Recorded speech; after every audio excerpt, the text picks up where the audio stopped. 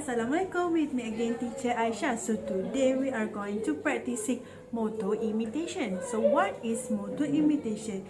This is daya anak-anak kita untuk meniru sesuatu pergerakan atau perbuatan. So today we are going to focus on to imitate clapping hands. So stay tuned to know how we are going to practicing these imitations at home. Let's go. Okay, now how we are going to practice ataupun to train motor imitation at home.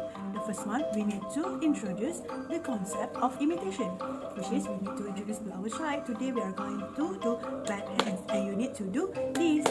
Okay. Second one, we are to introduce more ataupun to encourage them with the new task is we are going to pairing with song, which is the similar song with this instruction, which is do this. Is if you happy and you know it, clap your hands. If you're happy and you know it, clap your hands. If you're happy and you know it and you really want to show it, if you're happy and you know it, clap your hands.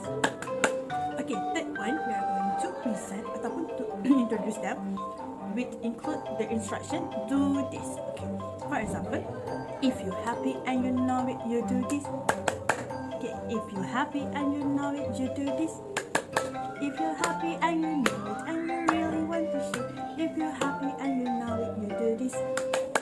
Okay, the fourth one, we are going to directly ask ataupun instruct them to do this. For example, do this, and let them do ataupun imitate the movement ataupun the instruction. Okay. Okay, now we are going to talk about the reason why we need to practice the motor imitation at home. The first one, to encourage military coordination, di mana mereka menggunakan kedua-dua belah tangan untuk do the movement, which is the clap hands. The second one is help in language development. When our child learn new words and meanings, like clap hands, do this, and also it will help to memorize ataupun remember the meanings of the words. Okay, so the third one, to encourage listening skill. This is when our child try to memorize ataupun to hear the instructions to do this. Okay, so this task is very suitable for 1 year old and above. So parents can try this activity at home, and good luck. Bye.